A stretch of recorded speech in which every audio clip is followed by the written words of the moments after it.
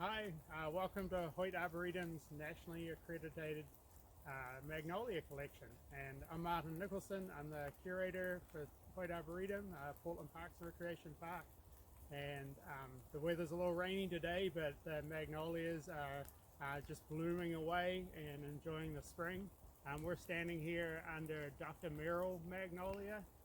This is Magnolia stellata and Magnolia cobus hybrid. It was developed in the Arnold Arboretum in 1952 and named after Dr. Merrill, who was the director of the Arboretum.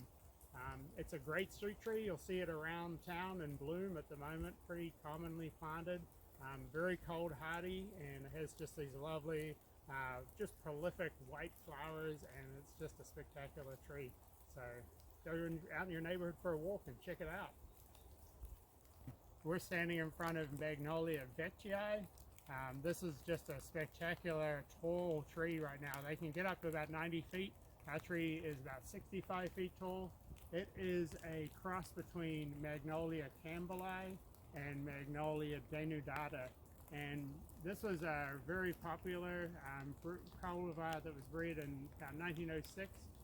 Came out of Vetch's nursery in England. They were the royal nursery and sent lots of plant explorers around the world looking for really amazing plants to bring into the horticultural trade.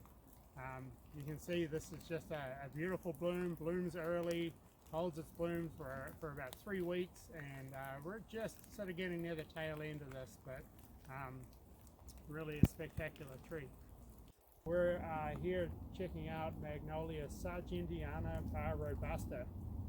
This is just one of the more spectacular magnolias. It holds its petals in this really unusual form. They kind of look sort of relaxed, and people describe it as looking like doves sitting in the tree with their wings kind of hanging down. However you describe it, it is definitely spectacular. This year the bloom is great. It was a mild winter. In a cold year, the buds on this tree get burnt back, and so we're seeing really an excellent bloom year for this species.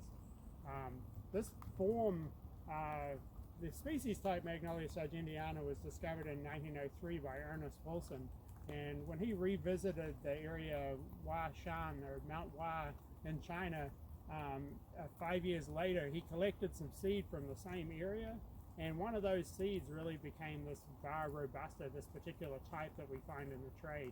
And its flowers are much bigger than the species type, and it was probably like a one-off hybrid that occurred naturally, and he just happened to be there at the right time and collected the seed. And today we still grow that type, and it's in the trade. Magnolia sargentiana by Robusta, a fantastic plant.